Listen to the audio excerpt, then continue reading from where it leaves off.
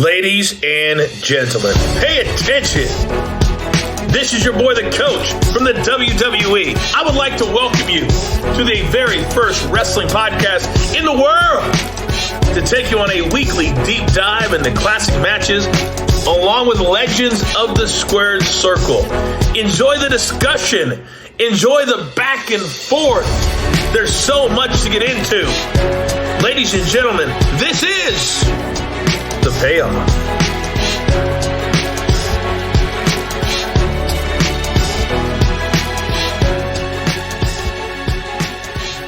Goldberg. Jeff fucking hates Goldberg. I am ready to shit all over Goldberg. Welcome to The Payoff. Let's do it, buddy. I'm Tom. That's Jeff. Jeff, how the hell are you doing today? I as I was telling you just a minute ago, I'm feeling really good about this episode because I am ready to shit all over Goldberg. It's been a rough day today, and so I am ready to rant. I'm ready to give a Tom level Meltzer rant on this episode. So let's do this. I'm ready. So before we get down to business, yes. let's talk about business. So just got an email from our friends over at Manscaped. And it's talking about the 5 men's grooming habits that are totally normal. And I want your take on this, and I'll give you my take as well. Okay. Number 1, trimming your armpits. I am a no-go on this. I won't trim them. I won't shave them. I had a friend of mine that did this in high school, and he said it burnt like hell, and it was horrible. What are your thoughts on that? Okay, you're a no-go. Number 2, shaving your legs. I will admit, not a full shave, but I have trimmed before. No go. Okay. Whacking your ear and nose hair. Go. Nose, especially, probably at least once a week on the nose. All day. Me too. With the Manscaped trimmer. Absolutely. And then there's one more here. Your balls. Every time. Of course. Like I am at this point, I am at once a week. Okay. Because it's just a touch up. Yeah, exactly. So we're pretty much on the same page here. So except, again, I admittedly have trimmed my legs a bit, just a little too hairy for my liking. So that's the beauty of this thing is you can kind of pick and choose what you want to do. And I know I've said this before, and you can see me because we're on Zoom, obviously, and I have a nice clean shaven face. I didn't shave my face for the better part of 2 weeks, and I look old. I look disgusting, but I never want to actually fix it because when I do, it's a whole project. But again, it's made it so much easier that like when you actually need to do some like beard shaving and get back to a nice clean shaven face because you want to look nice or work or vacation's over, whatever. It is so easy for me to go from looking like a grizzly old man to like transforming my face, literally a few minutes, boom, boom, boom. You clean it up and then you just got to run a clean blade over it, obviously. But dude, no irritation, no bleeding, nothing. And that's huge. So I think you and I both, I've never asked you this. I am not necessarily what I would define as a hairy guy. Like, so I don't have to worry about that. Luckily, I don't have like back hair coming out of like, the top of my shirts or anything. My girlfriend's thankful for that. It's not, like Sasquatch on there. And so, but, when it comes to just like you said, I'm curious I'm a Sunday morning guy. I will do all of it Sunday morning so that I'm ready for the work week and sometimes Sunday night to, I'll do all my trimming and things like that. Do you have a day of the week where if you're doing it, that's when you're doing it? Sunday all day. Yep. And so that's all day. Not like it doesn't take me all day. But like, it's always on Sunday. So get up in the morning. I got my routine. I'm with you. Absolutely. So, but for everybody else, we got to let them know. If they want to get a discount code, what do they do? So yes, of course, as everybody knows, and we do got to shout out one of our fans, of course, on this one. He sent us the picture of this one. What do we got here? The picture. Hold on, just to clarify, the picture of his order, buying the product. I always do this. Yes, don't send us a picture of your results, but you can send us a picture of your receipts. Gaseous Clay let us know he bought the Performance Package 4.0. He had the peak hygiene plan as well too. He was all about this. He spent the money. He did it right. But he sent us the picture of it right there on the receipt. You can see it, that check mark. Payoff 20, 20, payoff 20, got 20% off his order. What else can we see on this right here? Free shipping. Free. And so for you, my friend, Gaseous Clay on Twitter, we're going to shout you out, my friend, because good job to you on supporting the payoff. We love it when we get that email from them saying, hey, you guys had another great month, because that's all from you, the fans. And so, this has been a long ad, but that's okay, because we love you guys for supporting us and putting this stuff out there. But again, payoff 20, that's our new code, because we made it code leak. We talked about it the other week. So payoff 20, 20, you get free shipping and 20% off everything from Manscaped, everything in the store, whatever you want to get, 20% off, hit it up. As he said, I did a thing this morning. You know what? We are all for all of you doing a thing, no matter what morning it is, afternoon, evening, manscaped.com. Love it. All right. So let's talk Fall Brawl 2000. It's time for the build. Oh, it's time for the build. All right, so Fall Brawl 2000. I'm looking at the VHS cover right now. Unedited, unpredictable, unbelievable. 9/17/2000.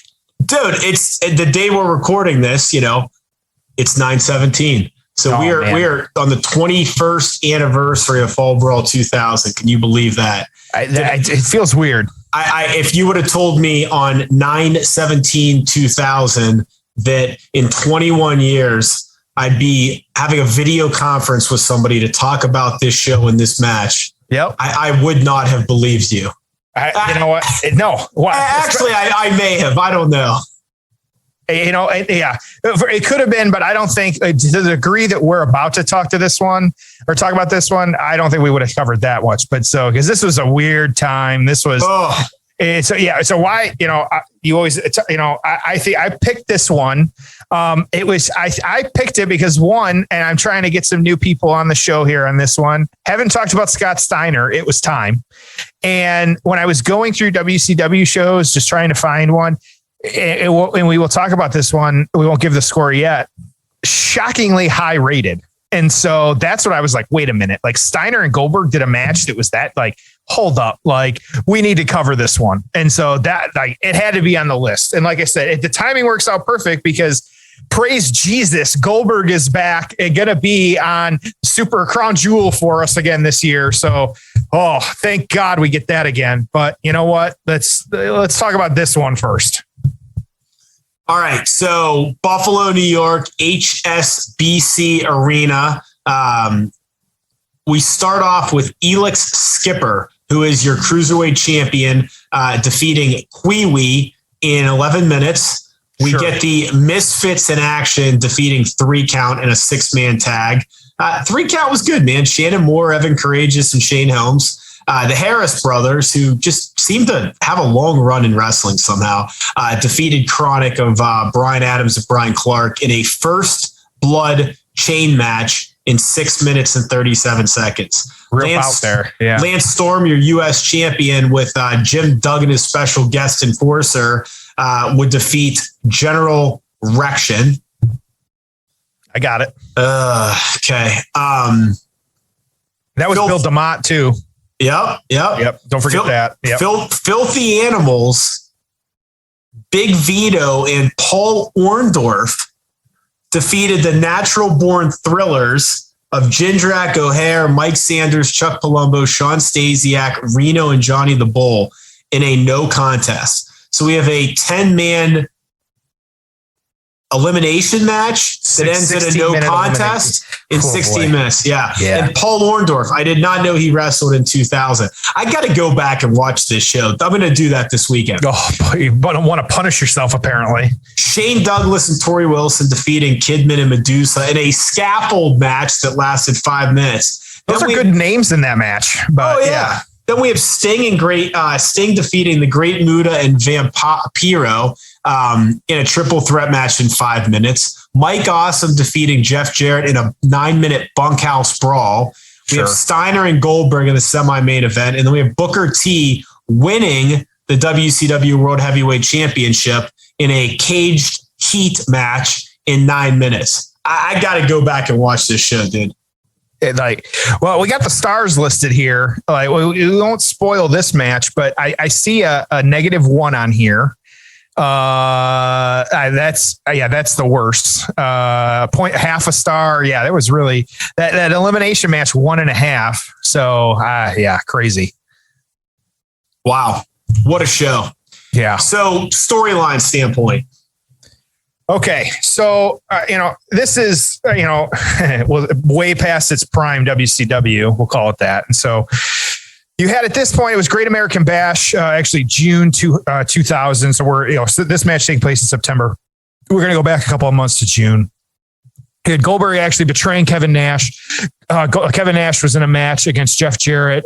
Goldberg turning heel actually and aligning himself with the New Blood. For those of you that need a refresher on what the New Blood was, this was the Kevin Sullivan style of booking, just not successful. And so they brought back Bischoff and Russo because there you go. That's the way to do it. And put them together really to run WCW on screen. Like that's what they were doing. And so they pretty much took all the titles off of everybody like a few months prior to that.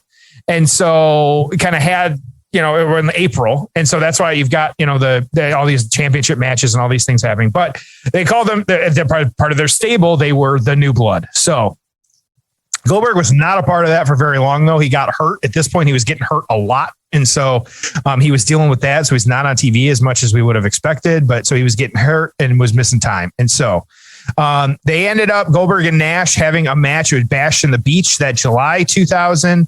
And at the time, he got help from the fellow New Blood member, Scott Steiner. And so then a triangle match, New Blood Rising at that point. We had Goldberg's against Nash and Steiner and kind of dealing with that. And so Goldberg actually walking out halfway through the match. It was awful. It was just, I did go back and kind of watch some clips of this stuff. It was just absolutely terrible. And so, it's just crazy. So Goldberg actually coming back to being a face at this point too, after like jackknife power bombing Nash. It just, so he had this run with Nash and then he gets into it with Steiner a little bit. Steiner, though, on the other hand, like he had been feuding with a lot of people the year prior and things like that. With Goldberg a little bit, DDP, Booker T, Rey Mysterio. He actually won a couple titles as well too, the U.S. heavyweight and the World TV Championship. So a lot of different stuff, but he got a back injury. He lost his title too on that one. And so, and then a really weird, it was like a late 99 promo where like he said he was retiring because of an injury, but then he was fine. He was really a good heel through most of 2000 and then ended up joining at the time, one of the many iterations of the NWO. And so you really had, there was the one-off with the kind of contenders match. They just kind of really running through it of you got a face in Goldberg and you've got just a good heel in Steiner. And that's how we get this match. And so it wasn't really much more than that, which, okay, fine. And here we are. Good enough. Good enough. Yep. You ready to go? Man, I got my notes ready. I got trivia ready. Let's do this. I don't think I've ever seen you this jazzed up. I really am. I'm really hyped up about this one. I didn't realize that my version of Hogan Warrior at WrestleMania 6 would be Goldberg and Steiner at Fall Brawl 2000 for you. Who would have thought? Yep, exactly. It's interesting. Okay. Let's get into it. Okay. All right. So 211 mark of Fall Brawl 2000, 211 mark of Fall Brawl 2000. Jeff, are you ready? Give me that point and show me when to do it, buddy. All right. It's time for the payoff. Oh, it's time for the payoff. I will tell you this, and I know you're not a Goldberg fan, and that's right. We're going to get into it, but I did see him from about a foot away at SummerSlam. Yep. And he is a jack motherfucker. Oh, I'm sure. Yeah, this is. I just like couldn't. I know he's like a big dude, and I've seen him like on shows before, but I'm just like, man, he is just. He is. He's and a lot of and not deceptively big like Billy Gunn, who's just a giant human being. Like Goldberg's big to be big. Yeah. Okay. Okay, before we get into this, one you and I have been, before I start shitting on Goldberg, let's talk about one Mr. Braun Breaker, who, if you had not known, not his actual name, related to actually quite the family in the wrestling world, the Steiners. Why the hell aren't they making that connection? All right, so let's think about this. The reason that WWE gives these people these goofy ass names, Roman Reigns, Seth Rollins, Braun Breaker, et cetera, is simply because they want to own the gimmick. Trademark. Yeah. They own Bray Wyatt. Okay. So when Bray Wyatt resurfaces, he's going to be something else. Yep. They want to own that trademark. And I get that. And I understand that. I don't understand. And I would need to see. Here's the way I look at it. Is Braun Breaker going to be a megastar in the WWE? I don't believe so. Nope. Would Rex Steiner, second generation, somehow involve his old man? He has a better chance of being a star. So my point is this. You give these guys these shitty, goofy gimmicks and they don't become megastars. So would you rather have a megastar like The Rock, who owns The Rock, or Steve Austin, who owns Steve Austin? Or would you rather have all these shitty gimmicks of guys that never get over and become megastars? So like Pillman Jr., is he better off as Pillman, or is he better off as, Joey Johnson or some bullshit name? Okay. Yep. So to me, it's like, I would look at these kids and I'd say, what is the best chance to get him over and make him a megastar? Yep. In this situation, it's to do something related to his father. It's to own the fact that he is. Now, what's wrong with Rex Steiner? That's a cool ass name. And that's his real name, right, Rex? I believe so. Yeah. Okay. So then maybe what you do, and here's what I would do is I'd say like, okay, well then Rex Steiner, we don't own that. He owns that. Cody Rhodes owns it, whatever. Okay. He doesn't own Bronson Reichsteiner is his real name. Bronson. Yeah. Is Bronson. His real name. Okay. Yeah. Okay. Yeah.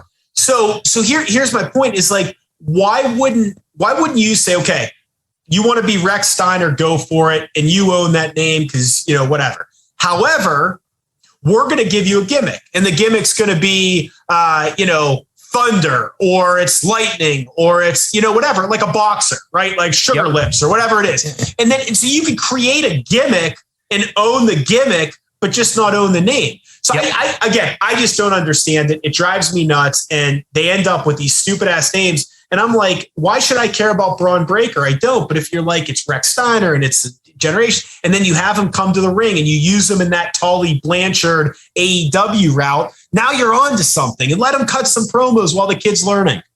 Yep. Focusing on, I agree with you on all accounts. Like, and I didn't know who he was until like online started lighting up about it. Still a jack dude. He's huge. And if you had told me it was a Steiner, I'd be like, yeah, absolutely. Looks like it. Like, it makes sense. Not saying I want to see Rick or anything like that, or come back but I watched it on Wednesday, and I'm looking at him. I'm like, this looks like it could be the third Steiner brother. So I really think it was funny. He's really is. So this match, you got both guys are pretty physical actually at this point. You got Scott outside a lot and things like that, kind of big power slam and stuff like that from Goldberg. So, okay. So I have to start with, so yes, we're getting Goldberg and Lashley, at least as of today, at Crown Jewel. It's not for the title because they did the right thing and put the title on Big E, which is how it should have been. What sparked this for me, it's actually been, I've been waiting for over a month on this episode because the headline I saw, and I'm going to blow, I have some Steiner math to describe Goldberg for you here. Is the headline was Goldberg has been a WWE nostalgia act for longer than he was a WCW superstar. So I had to do my homework, and I wanted to make sure I had some Steiner math for everybody. So born 1966, Goldberg as of today is 54 years old. He debuted in September 1997 on Nitro. His final match was at Sin, which was January 14th, 2001. So 1,210 days, 172 weeks, 39 months. That's how long his WCW run was.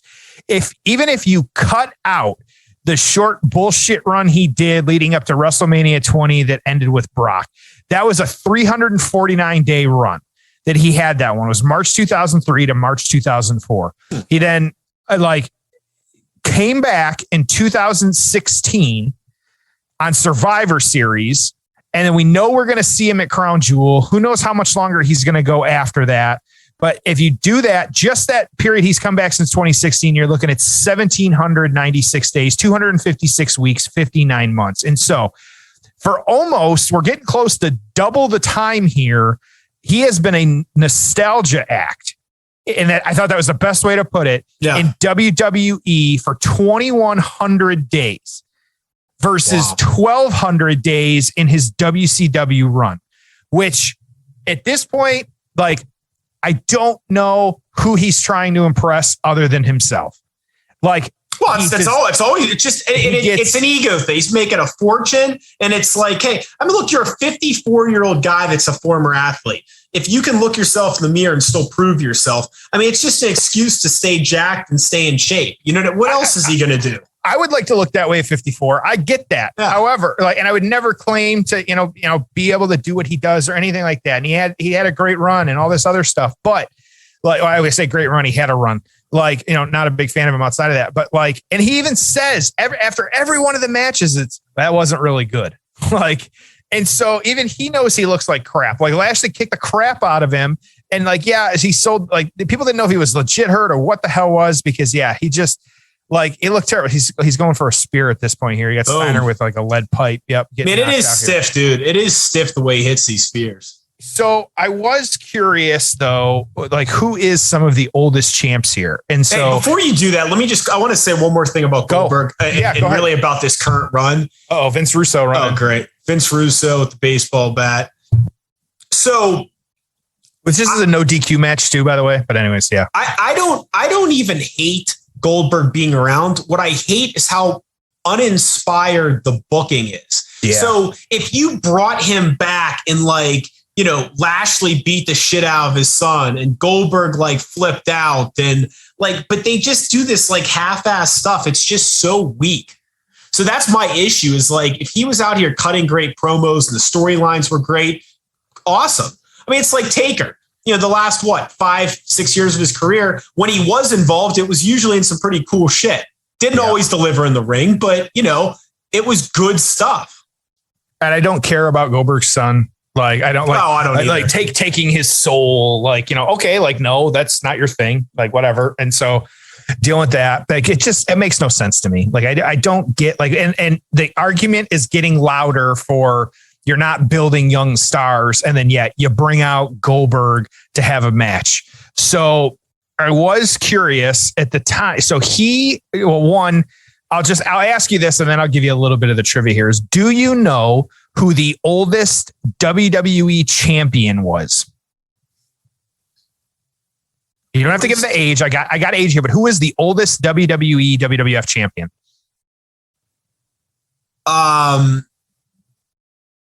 What comes to mind is when Hogan won it when he came back.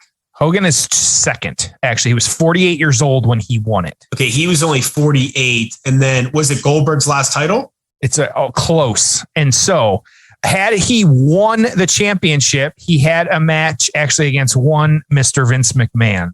And so Vince was actually the oldest. He held it for 1 week and he was 54 years old. So Vince, Hogan, and then next Triple H. After that is Backlund. And then Bobby Lashley would have been ranging and Lashley was 44. Vince was 54. Had Goldberg won it though recently, he would have been the oldest champ at 53 years old. Okay. And that's WWE championship. Again, so many titles. He is the oldest Universal champion at 53 years old. Got it. Just nonsense. And so again, you're not building anything. These guys are actually having a pretty physical match. I know we're kind of talking shit about it. Well, no, they are. They're having a really physical match. And geez. Whoa, what was that? He totally screwed that up. That was, I don't know what that was. Yeah, you have two big men just it's a big clothesline there. Yeah, I mean they're beating each other up pretty good. I'll give them that.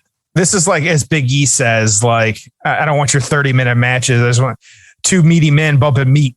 Like, that's all this is. Like, it's just big men bumping meat. Like, and so it's just one of the funniest ways to put it. Like, so we recently encountered NXT 2.0. So what'd you think of the set? What'd you think of the logo? What'd you think of the approach for what they're doing? I look at this as I tell people about like the Marvel Cinematic Universe of like, we're on year one of what was a 10-year process for like, you know, to get through all those movies. We're on week one of who knows what the process is going to look like. I think they were probably pretty stupid calling it NXT 2.0. Yeah, that was down right on his head. So Steiner. Belly to back suplex from Steiner to Goldberg off like the second rope. And he barely got Goldberg around. Like he almost landed on his neck. And these guys are really going at it. So I think I'm not going to watch it. I think I've actually sworn off the product for now, except pay-per-views. You and I were texting about this of like, unless they give me a reason to watch, I'm done watching WWE. Other than like for this show, unless it's a pay-per-view or like a big show. I'm pay-per-view only as well. And can you imagine if we didn't have Peacock? I mean, what would you do? That was going to be my next point. Like, what would Peacock, you do? Like, are you paying $40 for Extreme Rules?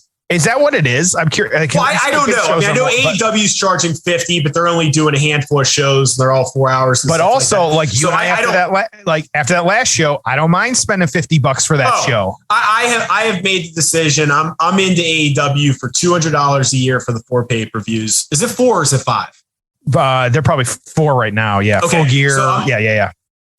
Okay. So I'm in. I've committed $200 to AEW over the next year for the 4 pay-per-views. And if they come to town, I'll go. I mean, absolutely, I'll go. Mm-hmm. So that the weekly show's great. Wednesday's great. Friday's great. I mean, it's awesome stuff. Yeah. But I mean, would you pay? But I don't know, 30, 50, whatever. Would you pay for a WWE? I mean, of course not. Right. It makes no sense. Oh, you got Steiner laying out Goldberg with a lead pipe.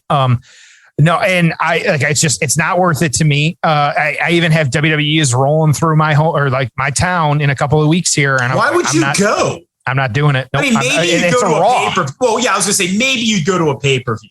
You get a last minute ticket to a pay-per-view. Fine. Well, and at this point, like next time AEW is doing a pay-per-view up in Chicago, like Goldberg knocked out with the lead pipe, hit in the face, bleeding a little bit. Steiner wins.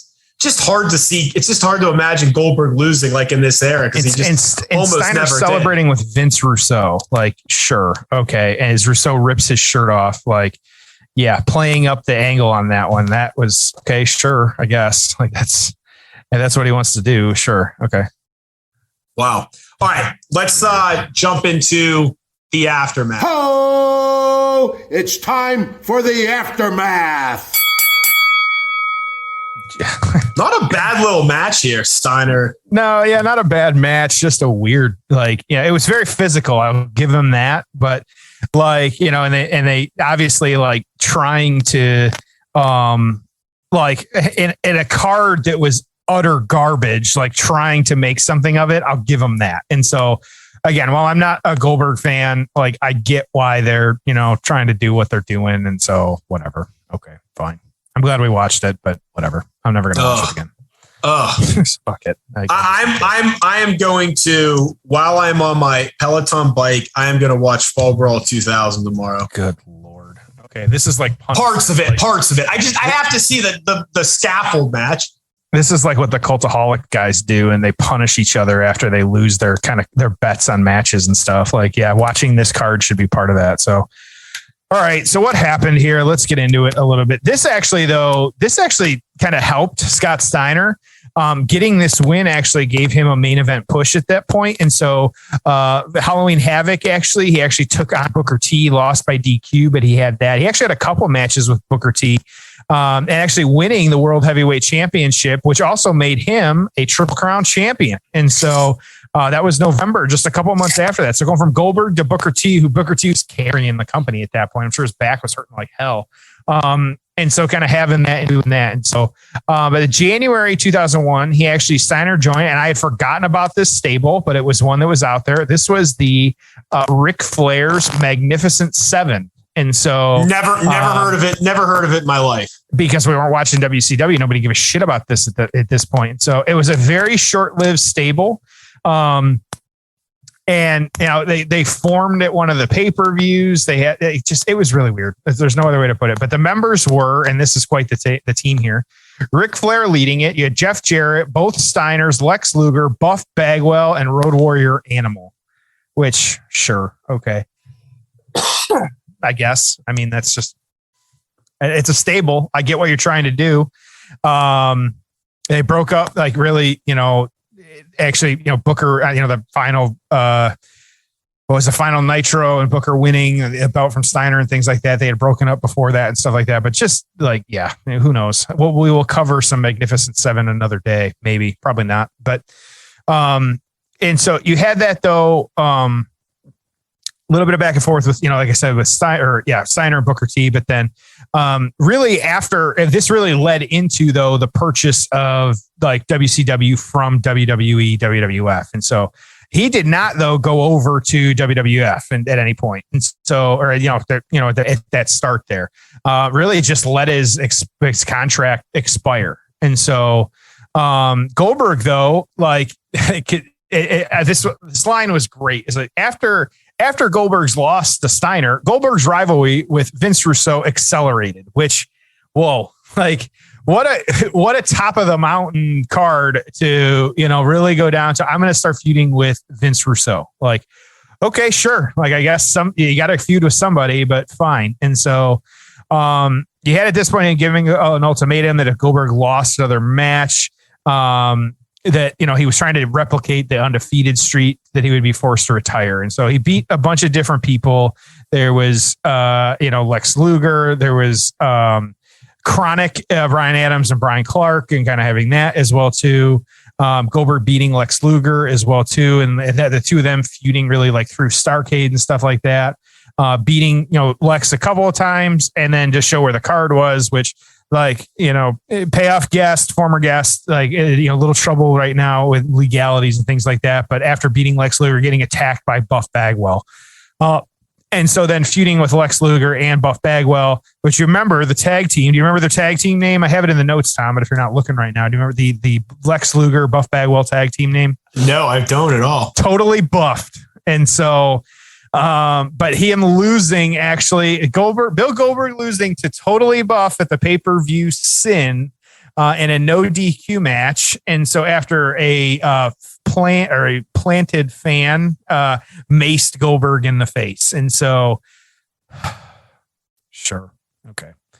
So it was really just a way to get him off of TV because he needed surgery, which again, like I said at the top of the show, like he was dealing with a lot of injuries. He had a lot of shit going on. And so, but while he was recovering from the surgery, what happened? WCW was sold. And so he had his surgery and recuperating when all of that happened. And so they did not Goldberg again, just like Steiner, did not go over. They didn't take his contract. And so he was still getting paid, but it wasn't working. And so that's why it was never a part of the invasion angle or any of that stuff. And so it just wasn't a part of that. And so I was looking at it. He remained under contract until May of 2002.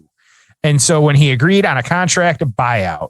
And so, and I don't know, this was the numbers I found. I don't know if it's legit or not, but this is just what I will say this. You can let me know out there, Twitter, if you know what the real is.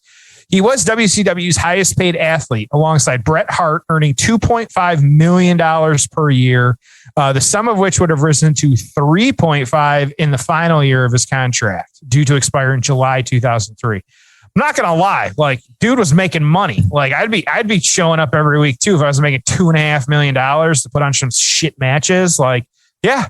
Hey, who was it? We've heard it over the years. Like, it's not, you just need a paycheck. Motherfucker was making a paycheck. So it's good stuff, but okay. Thoughts on that, Tom? You ready for the reviews? I actually have some shockingly decent reviews on this one. Yeah, I'll tell you one other thing, just because we're talking, you bring up money. Did you see what the Stanford professor said that he thought AEW was worth? No, you told me, but I forgot. $400 million. So Tony Khan, Yeah, so Tony Khan invested $25 million into getting this thing up and running, to the best of our knowledge, and they believe the company is now worth $400 million. Again, that's just on paper. It means nothing. We'll see what happens. But man, it looks like this thing is going to be a really big, legitimate entertainment company. And I wouldn't say they're going to be a wrestling company. I understand that, but I'm saying in business terms, they're in the entertainment genre, right? Yes. But again, whatever, it's compared to UFC, WWE, other forms of entertainment, sports, whatever. But it's a real company. I didn't even know. I got a friend too. We'll take a second here for I got my friend Kat, who she messaged me one day, like a video. Her fiance had bought a cameo from Brian Cage, and she sent it to me and have him wishing her happy birthday. It's like, how long have you been a Brian Cage fan? I've known you since college. How did I know that? She's like, I watch Dynamite every week. I'm like, what the hell? I host a wrestling podcast. How have I never known this, that you're a giant wrestling fan and Brian Cage? She's like, he's the nicest guy. And I was like, all right, cool. Hey, good to know. We're everywhere. Don't hide it. So, okay. PWI this year, if you can believe it, Goldberg was unranked in 2000. But Scott Steiner coming in at number 12, fairly high. I know we just recently, we haven't talked about it on the episode. The new PWI rankings came out too. We haven't even talked about it. Kenny Omega, number 1 in the world. So, but Scott Steiner, number 12. Sometimes I question, Scott Steiner was number 12. Oh boy, I wonder who was number 1 that year. So, but getting in, so the PW torch on this one, we got 3 3/4 stars. Steiner and Goldberg was one of the most intense matches that you couldn't take your eyes off of. In part, it was because these two guys are so tough. In part, it was because both have hair-triggered tempers and might set each other off at any second. Good point. In part, it was because both are so fragile despite their toughness and could end up injured. In part, it was because neither like doing jobs. So how would they end the match? Mostly, though, it was because it was a good match between two of WCW's more intriguing stars. Good way to look at it. Observer newsletter on this one, 4.25 stars. Excuse me. So 3.25 from from PW. Yeah, 3.25 from PW Torch. 4.25. Wow, I'll get it right. 3 3/4 from PW Torch. 4.25 from Wrestling Observer newsletter. I'm so hyped from Goldberg. The show had its flaws and a few bad matches. Okay. But the Bill Goldberg versus Scott Steiner match had to be considered a major success with a great performance by both wrestlers and a largely strong storyline, even if the multitude of bat and pipe shots was overdone. So, Tom, please have at it. Well, let me make a comment about this show. Okay. Sure. So now we haven't watched the whole show, although while you and I were talking, I went back and I watched the end of that scaffold match. It was absolutely horrendous. Please go watch it. Think about this show and compare this show to anything that happens now. Here's what I think. I can't believe, and again, it was a different world 21 years ago. Entertainment was different. Streaming was different. Everything was different. I cannot believe that people paid $30 fucking for shit like this. Yep. I don't know how many buys this show did, but I bet you it was over 100,000. I thought I had it in our notes. You may have, and if you did, I missed it. But I mean, dude, here we go. All right, what's the number? A crowd of 8,600 attended the show at the HSBC Arena in Buffalo, New York, which was 4,300 paying $128,000. So whatever recent gains in exposure level by going unopposed and having the strong ratings the previous week meant nothing as far as ticket sales. And so 8,600, I am curious, what is the capacity of the HSBC Arena? Now the Key Bank Center. For the Sabres play, it's got to be 16 to 18,000. Ice hockey capacity, 19,000. Yeah, there you go. It says wrestling 16,000. So half the arena was filled. Yeah. Well, but there's 150,000 people that spent $35 or whatever it was for this bullshit. I can't believe that when you compare it to, $50 for the AEW pay-per-view now is like $30 back then. So it's basically the same price. Okay. So anyways, All right. So this match, payoff score 5. Okay. Wasn't horrible. Never need to see it again, but it was a pretty, I mean, if you're watching the show, it's a pretty good 13 minutes. Nothing wrong with it. Not bad at all. Obviously, the booking, the storyline stuff sucked. That's what I have it at. What about you? And I'm trying to see the buy rate here, which shout out, you and I talk about it off the air. WrestleNomics guys are doing fantastic work. Yeah, go check them out. Like, subscribe, follow them. Really, really great guys. They're killing it. Yeah, some of the statistics they come out with are off the charts. And so, yeah, shout out to them for doing it. I was trying to see if they had a list of what the pay-per-view cost back then. I was trying to do a quick search. I couldn't find it.